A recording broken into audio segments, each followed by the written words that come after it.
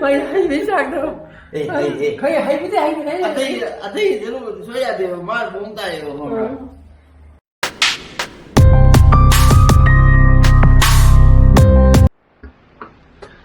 Good morning guys, welcome back to my channel. Mayam nungaybayna khali.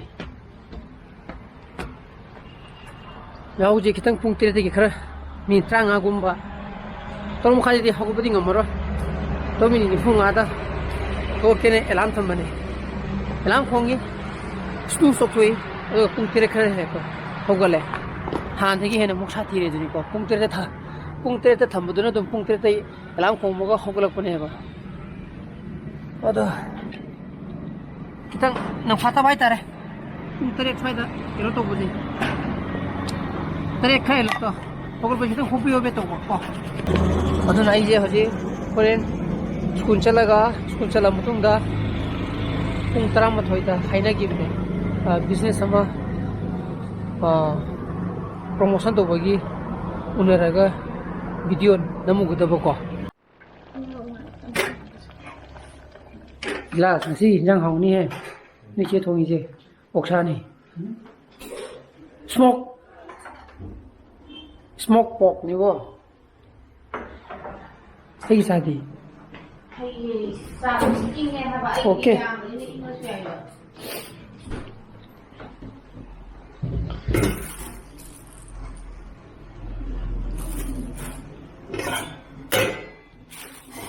Kau kan ngau ke hang tu na? Sao vậy rồi nè? Thế sao? Sao đi thọ phải là thọ rồi. Sao thế sao? Đi đi. Sao? Sao thế sao? Cả là thôi một ngày. Không gì đâu. Có đi lưỡi cắt lên mình. Nào đi mà cái gì nhỉ?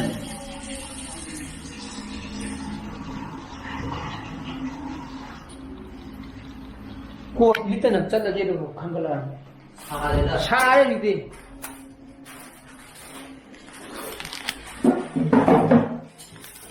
nhà cầm mình thấy rồi mũi rồi lấy rồi nè cô có sai đấy chúng mình nói phát của bên tí mình cô chú không nó kêu nó lấy ra bên ngoài này NB đó mà tôi nói pot mèo nó khơi gì mà tôi chú khơi phải gì nè buga 잠깐 임령 mà tôi là 난 떨어머네 아 hết ba bên không nghe vào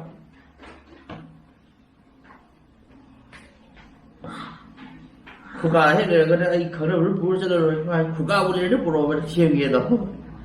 걔놈이다. 하이 이제 그때 비비는 사람이라고. 하이 국가 누구 야라디 마사키 걔놈도. 폼는 마사키 하이 쿵 마사키 하이다네 모두 생각해보기도 무지밀래고 걔놈 소름기다. 하이점 하이바. 지금 막 그 붓kumba 어디 지금 뭐 포냐 하이바이다 만 하라 구드네 봐. 국가 불래디 마사키 마 까까지는 레더 놈 어디 폼 납설라가 시험이 하네 봐. 국가 원래 국가 불러. mày hay biết sao đâu khơi hay biết hay cái này 아테이 여러분 소리야 돼요 말 모음 따요 그래 안들 강점이고 국가 불러야지 해도 아테이 들는 거 кино 또 야. 하비 뭐 국가를 불러 시험을 들으면 토이 하이 돼봐 많아 하이도 국가를 시험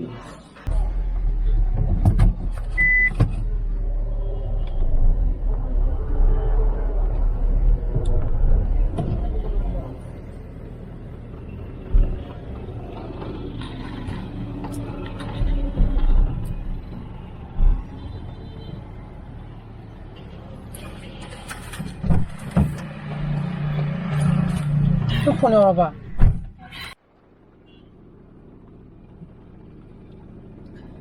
어제 클래스 로이래. 어두가 puntra makai heleba. 어두이 어제 local business ama 아이디 promote 오버기 이 찰리네바. 과 kasamthong ahantemna kaida. 펑너래. 마이 랩 로케이션 타래. aduga sigi video di tongan dedicated oina haidi aigi sigi blog ta hapa roiba tongan hapa neba madugi damak haidi maka ki oiba adon khangbining ba leira gati madoina yengbiro ai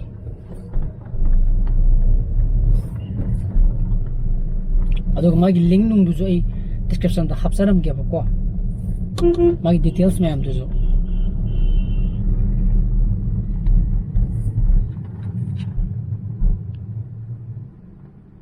अदुना in हजिक कशामथोंग हंतिम लेकाइदा promotion की लापदो ए video shoot तोबलो लुमुक लोइरे मेनाउबी ममिंग सेमना Gayatri को अदुना मागी business तो कमाय तो we have दो service करी करी provide तो वी हैव दो आई मागी तोंगान बा डेडिकेटेड वीडियो मा आई अपलोड तो तौजरके मजुदु लोइनुमुक येंबियु को फजर सपोर्ट तो बियु माबु अदुगा माना मु आई सनुपागी असापोने ने हैप्पी रे ने सी तो बिरनो ना हाय बने को अदु यादे अदा इसी मु पूरा मु चतारे अदु मेनाउबी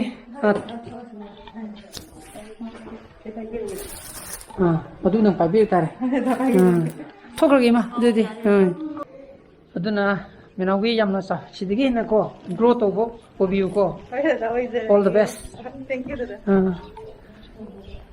ꯑꯩꯗꯤ ꯉꯁꯥꯏꯗꯩ ꯁꯤꯗ ꯈꯥꯝ ꯂꯩꯔꯕꯅꯦ ꯑꯗꯩ ꯐꯣꯟ ꯇꯧꯔꯦꯀꯣ ꯑꯗꯩ ꯐꯣꯟ ꯁꯨꯝ ꯄꯥꯏꯔꯛꯇꯦꯗꯩ ꯑꯣꯟꯅꯔꯕ ꯖꯥꯠꯂꯥꯅ ꯍꯧꯗꯣꯡꯁꯦ ꯑꯃꯨꯛ ꯇꯛꯈꯥꯏꯈꯤꯗꯅ ꯃꯈꯥ ꯂꯩꯔꯤꯁꯦ ꯁꯤꯗ ꯍꯥꯞꯆꯟꯕꯤꯔꯣ ꯑꯗꯨꯗꯤ ꯊꯦꯡꯀ꯭ꯌꯨ ꯌꯥꯏꯗ ꯑꯩ ꯐꯔꯦ ꯑꯗꯨꯗꯤ ꯑꯩ ꯊꯣꯛꯈ꯭ꯔꯒꯦ ꯁꯤꯗ ꯃꯃꯥꯏ ꯂꯩ ꯌꯥꯅꯤꯅ ꯐꯔꯦꯀꯣ ꯑꯗꯨꯗꯤ ꯆꯠꯂꯒꯦ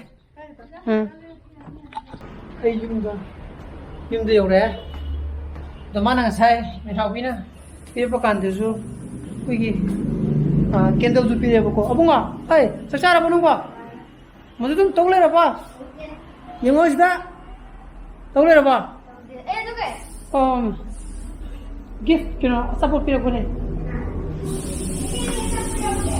ꯍꯥꯏ ꯕꯕꯥ ꯈꯪꯗꯤꯌꯦ ꯇꯦꯛꯅꯣꯗ ꯌꯥꯎꯕ ꯕꯕꯥ ꯀꯃꯥꯏꯅ ꯈꯪꯗꯣꯏꯅꯣ ꯍꯣꯏ ꯌꯦꯡꯉꯣ ꯌꯦꯡꯉꯣ ꯑꯗꯨꯅ ꯀꯔꯤ ꯈꯪꯗꯤꯌꯦ ꯑꯗꯣ ꯃꯥꯁꯤ ꯀꯦꯟꯗꯜ ꯄꯤꯕꯤꯔꯦꯕꯀꯣ ꯃꯥꯒꯤꯗ ꯁꯥꯕ ꯑꯣꯏꯔ ꯃꯥꯜꯂꯦꯕꯀꯣ ꯀꯦꯟꯗꯜꯅꯤ ꯀꯦꯟꯗꯜ ꯂꯥꯏꯒꯤ ꯀꯦꯟꯗꯜ ꯑꯆꯥꯄꯣꯠꯅꯦ ꯀꯩ ꯑꯆꯥꯄꯣꯠꯅꯣ ꯕꯕꯥ ꯑꯩꯒꯤ ꯑꯦꯃꯦꯖꯣꯟꯗꯒꯤꯅꯦ ꯑꯥꯏꯐꯣꯟꯒꯤ ꯑꯩꯒꯤ ꯆꯥꯔꯖꯔ ꯀꯦꯕꯜ ꯑꯃ ꯆꯦꯟꯕꯅꯦꯕ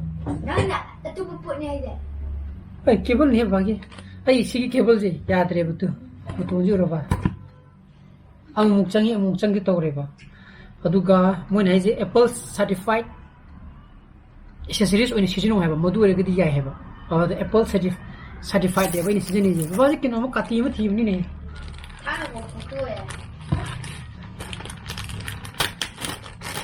तो अमेज़ॉन बेसिक की ने वो चेयर लीजिए अमेज़ॉन बेसिक की नहीं चेयर लीजिए मोइने सीधा जी मोइने सीजे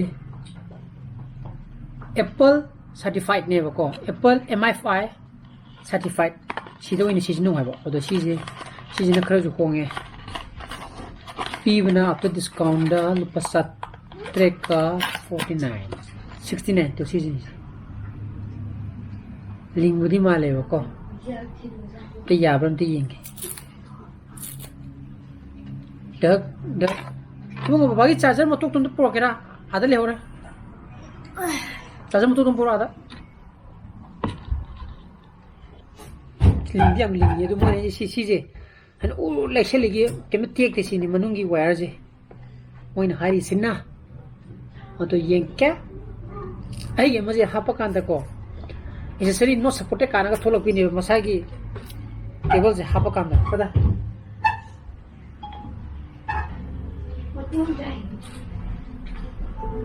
ओ संगी है तो चार्जिंग संगी है तो का एक्सेसरी नो सपोर्टेड थोड़ा तो है कना चकने है ना उसको भी रिफार्म होता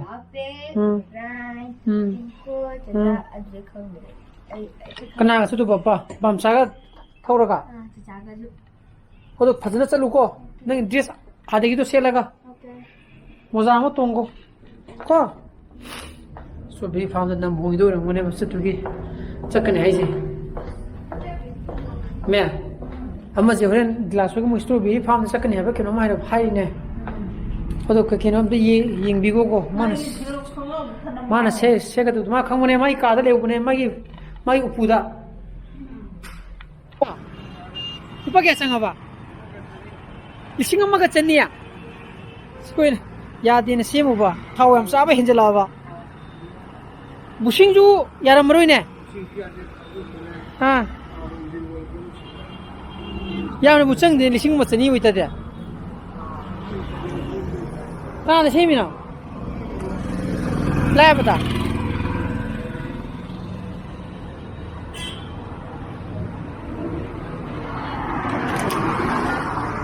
구이로 가리네.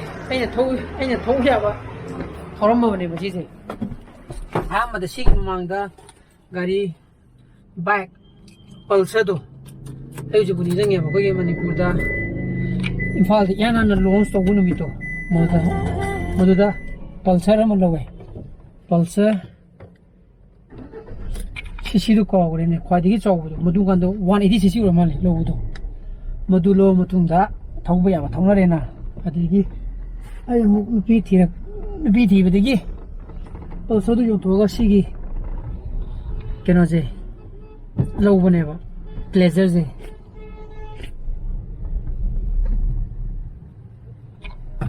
करिए आओ हाय दी बैक दी मो पोसै नुं पुबो खोपा नुंगायक्ट्रेदना अदुगी सिजे मुक low बनेदना Cina Eega 애가 어디서 오피스 하민들이 그것도 거의 막 하대 발라도 많이 생기고 이제 가만 맞지 무슨 포즈만 뭐도 무슨 걸래 얘기네 얘기로네 바자리 두나 얘기로는다 미상 비상 비도 그나기노 뭐냐 비상 비로 라 누가 해도 되나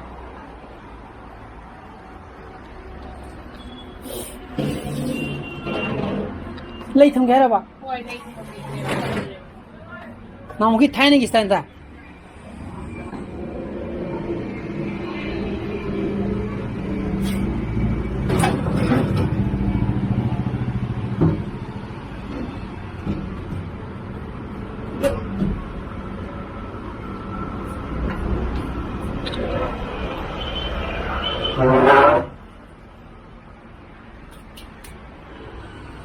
Kamu kamu lagi nu tham cái gì vậy? Masak tu kya? Sham tu madu na kar mi mal lepe. Jepung tu rukta hai. Ei sosti ta himan rongi. Mai sosti chalo ki ke. Masanga mane sigi bulb chuna wa ko. Pilot tre. Sigi bulb se keno to ba white light way ki thoba. Yellow thok ni na ko. Aduni mana bani club jamina gitu ba somor sikai ire maga somor sebudi site lai ren hare ba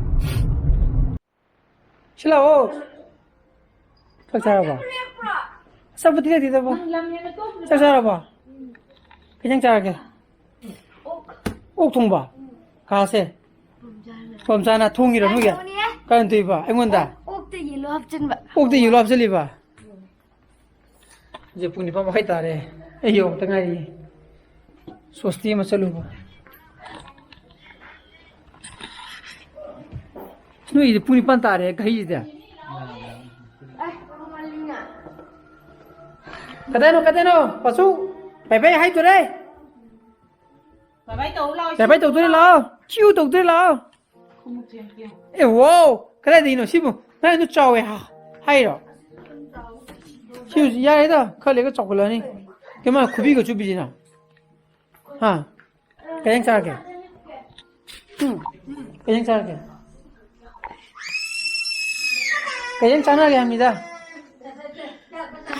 kaya ba kay bunga nga ko pa ko हिदाक चारो buong hidak sa to kamay sa akin ang tamo sa यारो कुछ लगे blow अदो नहीं ngasi blow जो मता है तो संजरा के ब्लो जो पॉइंट थोग दी लाइक तो बिरमो शेयर तो बियो अन व्यू से ओइ बेगना सब्सक्राइब तो बिरमो को नुई साना फसले बियो so please be safe and be healthy bye bye good night